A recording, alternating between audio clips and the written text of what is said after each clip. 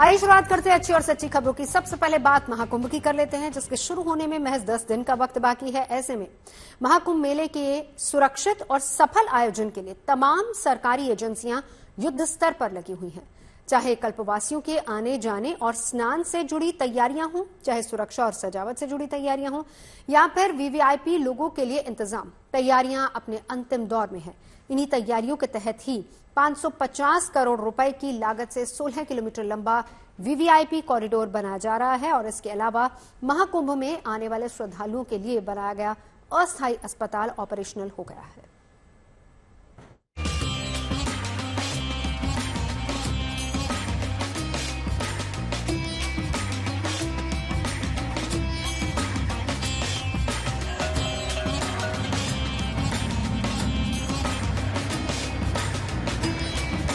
महाकुंभ में आने वाले श्रद्धालुओं के लिए साफ सुथरे घाट और टेंट सिटी तैयार है।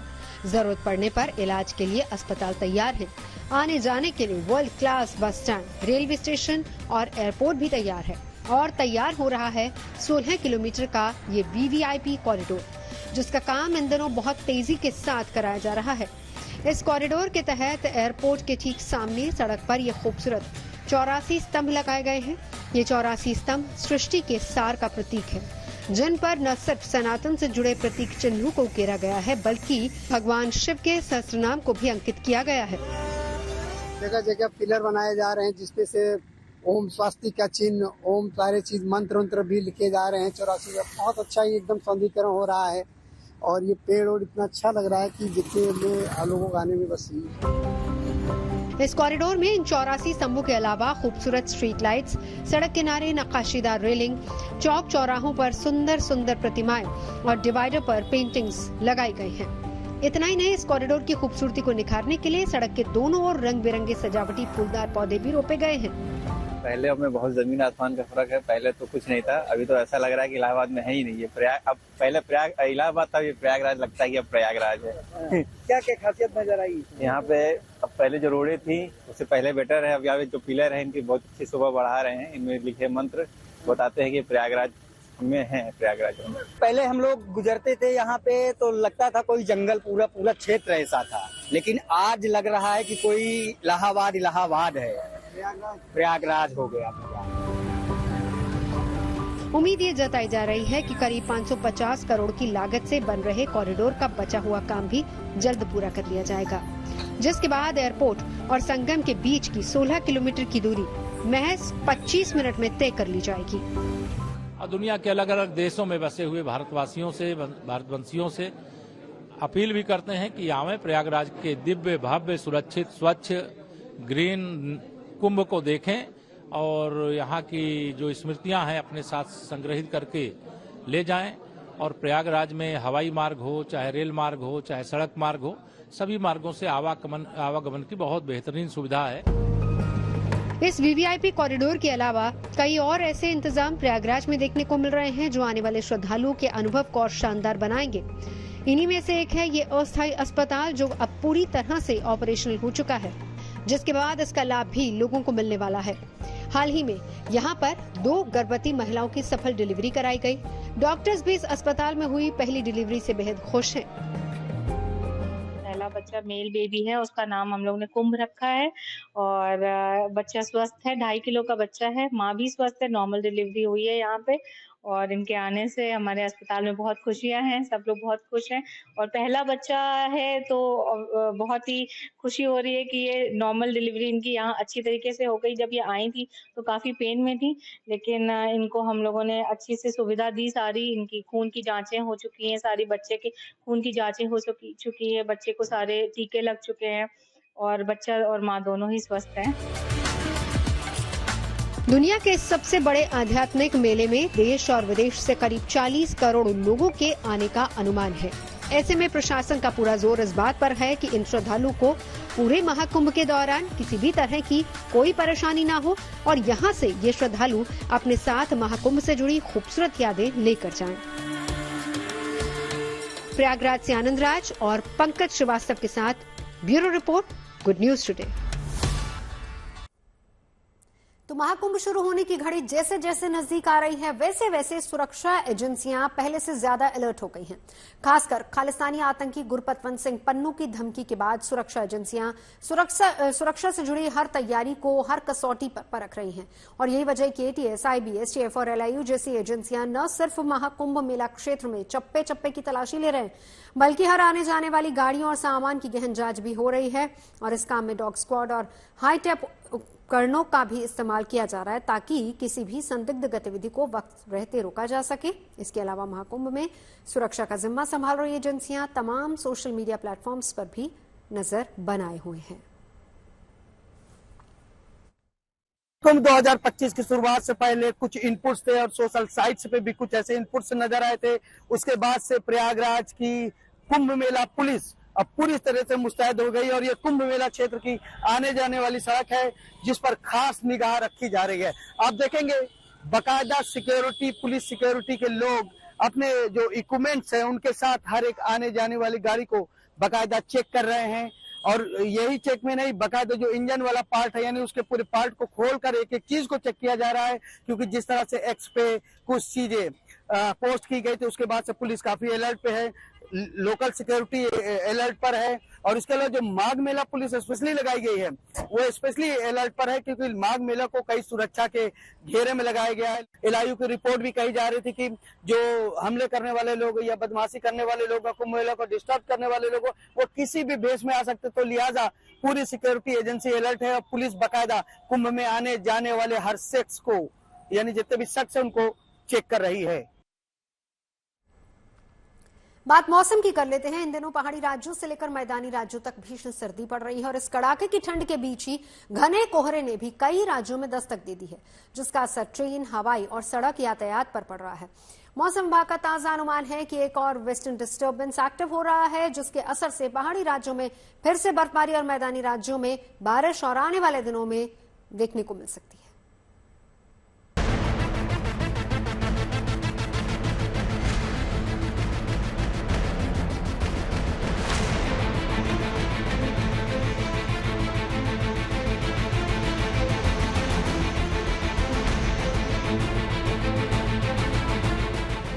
जनवरी का पहला हफ्ता और ठंड पूरी फुल फॉर्म में है।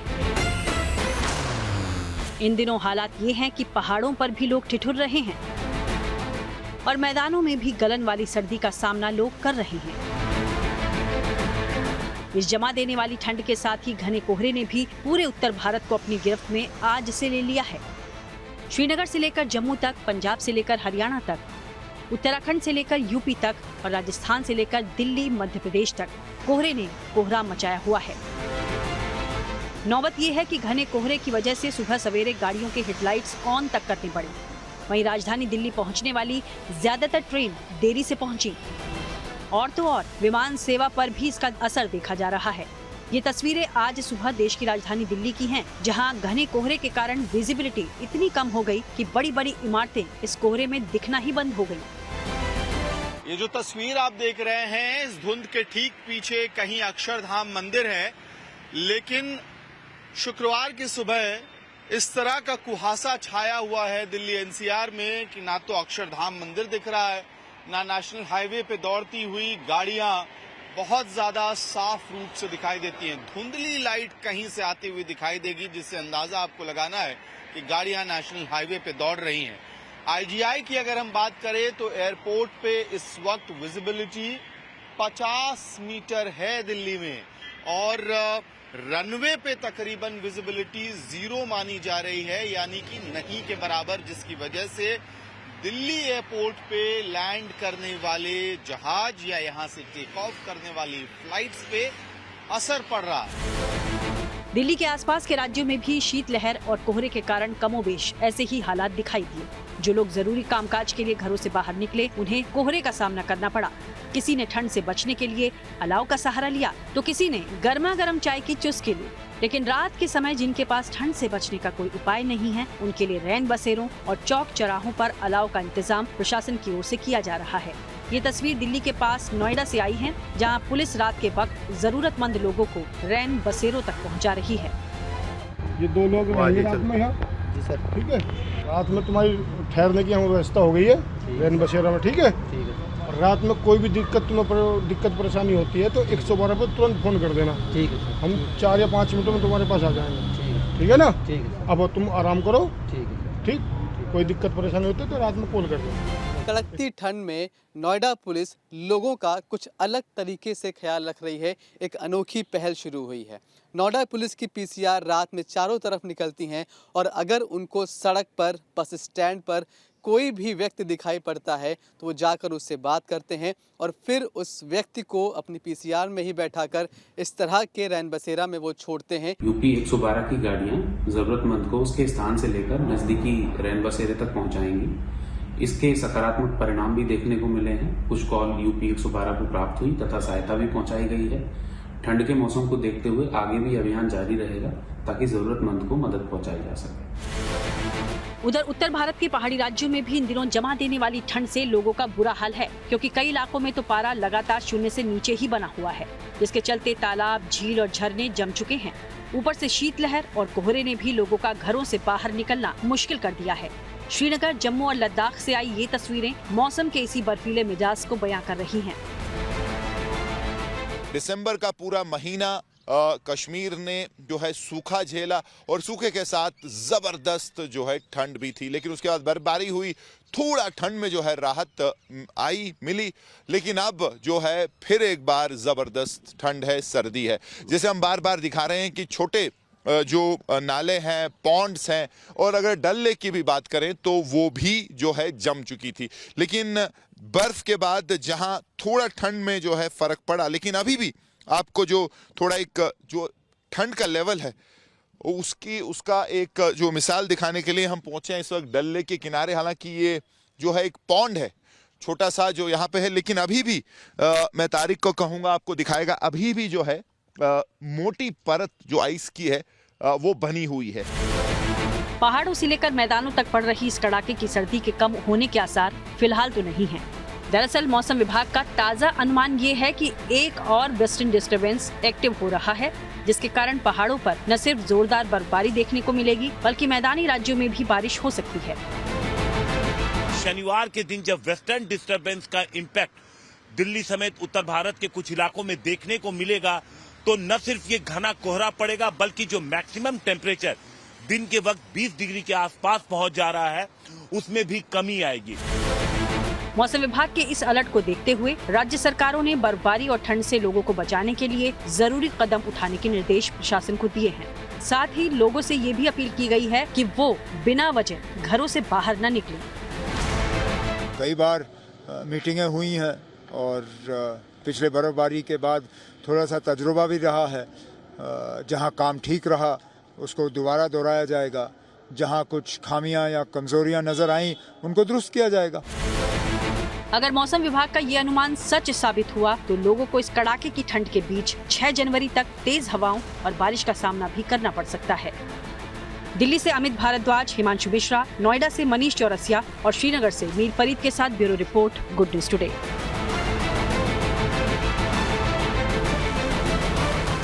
इस साल भी कोहरा काफी है, जिसके और बढ़ने के भी आसार हैं। तो ऐसे में ड्राइव करते हुए कहीं जाने में किसी भी हादसे से बचते हुए आप किन बातों का ख्याल रखें और ताकि आपकी यात्रा सुखद हो, तो आपको बताते हैं।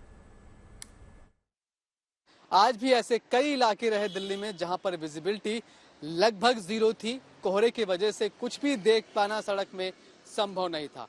कोहरे की वजह से बहुत सारे हादसे भी, रोड एक्सीडेंट भी होते हैं।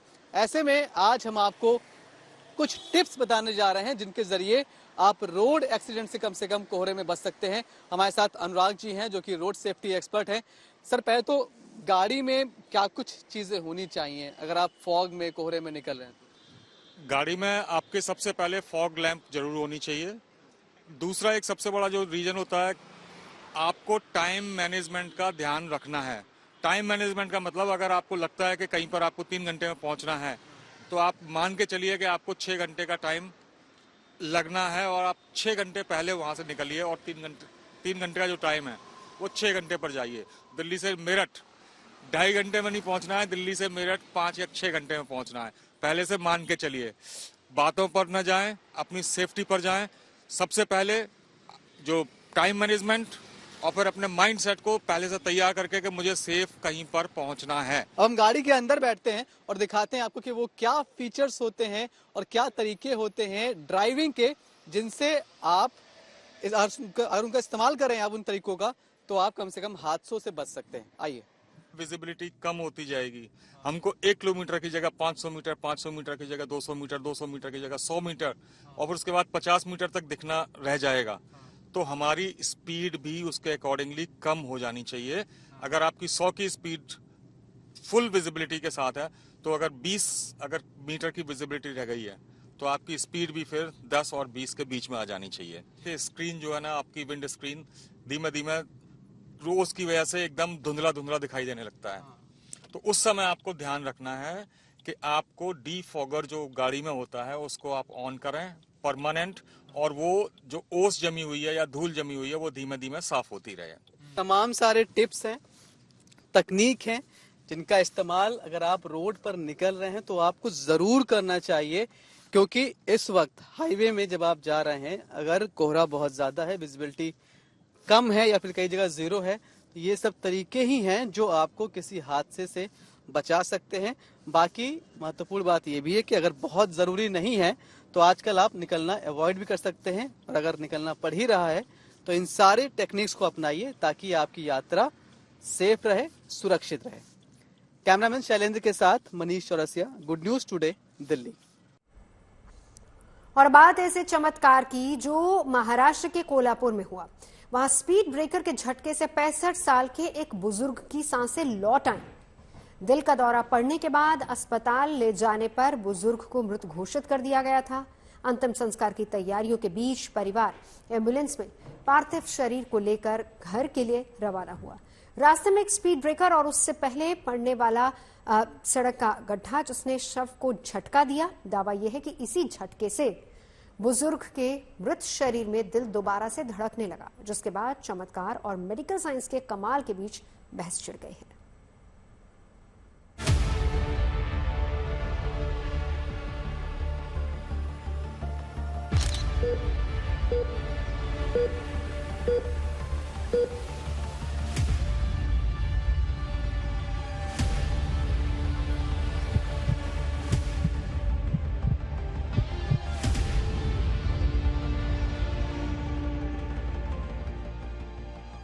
गांधी टोपी में दिख रहे इस बुजुर्ग का नाम पांडुरंग तात्या उल्पे है।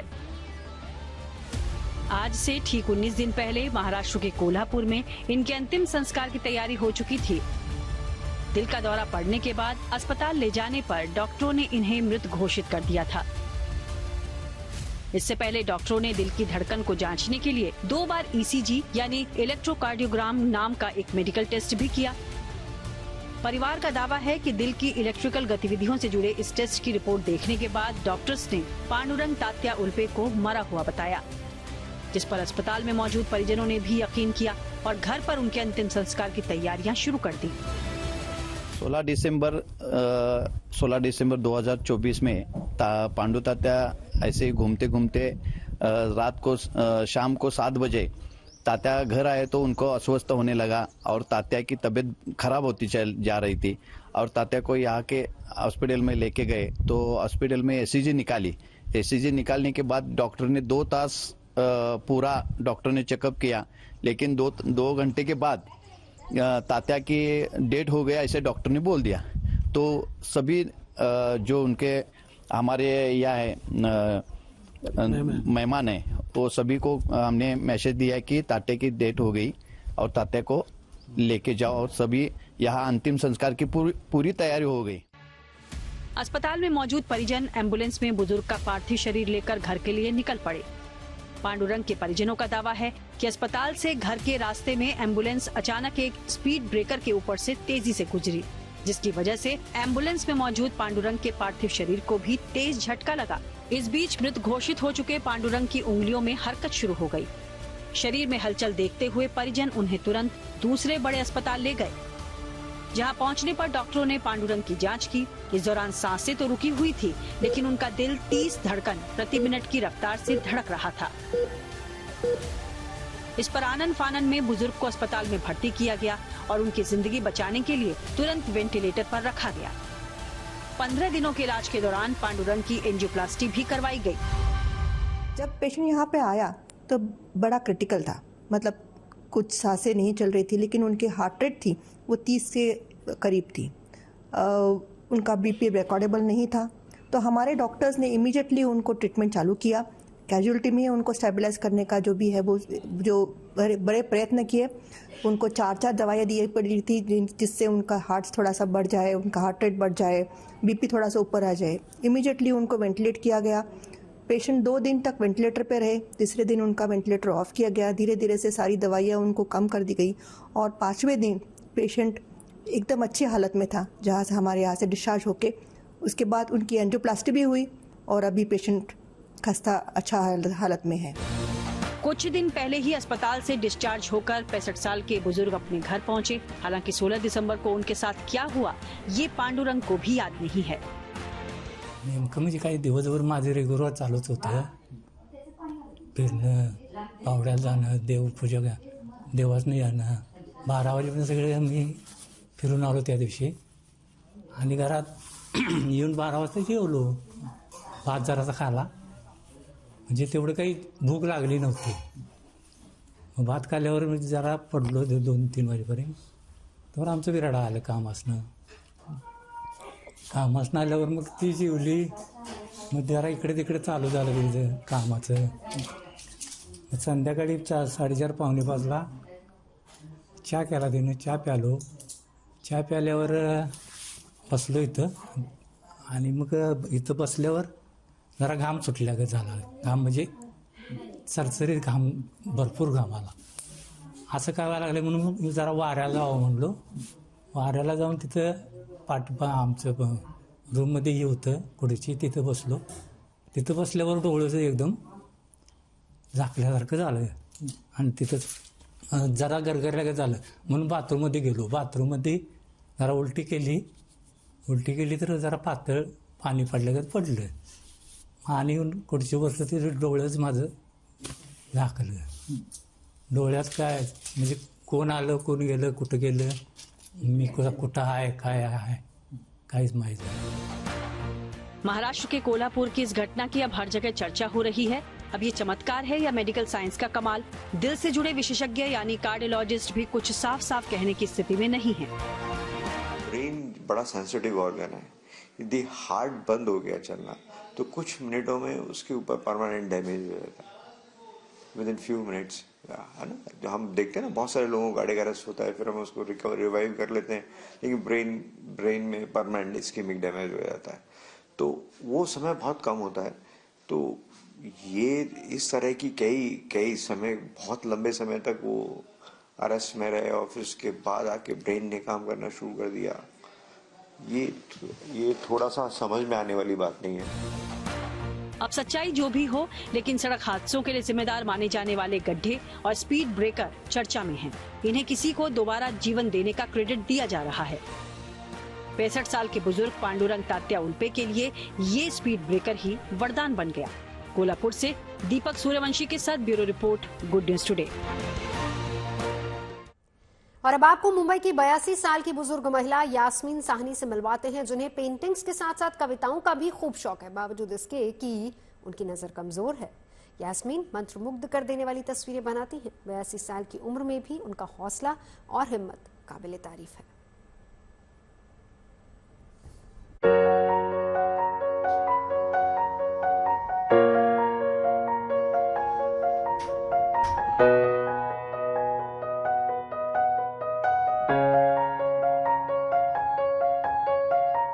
कौन कहता है कि आसमां में सुराख नहीं हो सकता, जरा तबीयत से पत्थर तो उछाल कर देखो। यानी अगर जज्बा हो तो किसी भी मुश्किल मंजिल को पाया जा सकता है। कुछ ऐसा ही कारनामा कर रही हैं 82 साल की पोएट पेंटर यास्मीन, जबकि उनको सिर्फ एक आंख से ही दिखता है और वो भी सिर्फ 2%।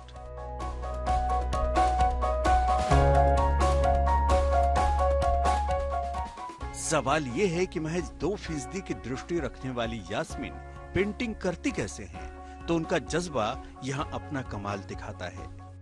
इसको सोचना पड़ता है, बहुत टाइम लगता है। एक पेंटिंग को 2-2 महीने लग जाते हैं। और पहले मैं उसको चार्ट पेपर पे बनाती हूँ, फिर मैं उसको कैनवस पे लाती हूँ, क्योंकि कैनवस पे कुछ मिटा नहीं सकते, तो वो मैं करती हूँ। फिर उसके बाद मैं कलर सोचती हूँ कि कौन से कलर्स इसमें ठीक लगेंगे।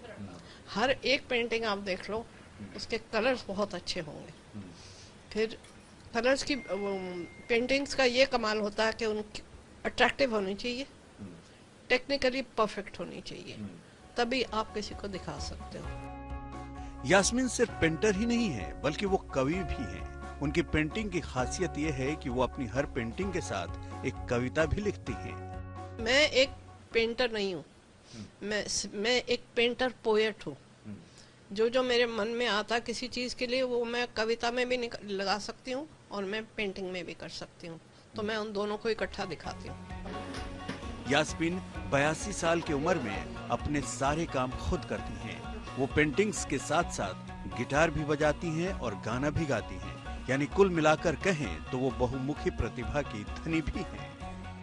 यास्मीन साहनी ने अपनी जिंदगी में काफी दुख देखे हैं। उनके पति एयरफोर्स में विंग कमांडर रह चुके हैं, जबकि बेटा नेवी में था, लेकिन आज वो अकेले हैं। लेकिन फिर भी उनकी हिम्मत कम नहीं हुई है और अब तक उनकी पेंटिंग्स के 6 एग्जीबिशन लग चुके हैं। अब उन्होंने मुंबई का रुख किया है और 18 जनवरी को उनका 7वां एग्जीबिशन लगने वाला है। Dharmendra Dubey, Mumbai, good news today. खबरें सच्ची होनी चाहिए, अच्छी खुद ब खुद लगती हैं। Navjot Sundhawa signing off. आप सुनते रहिए गुड न्यूज, देखते रहिए गुड न्यूज टुडे।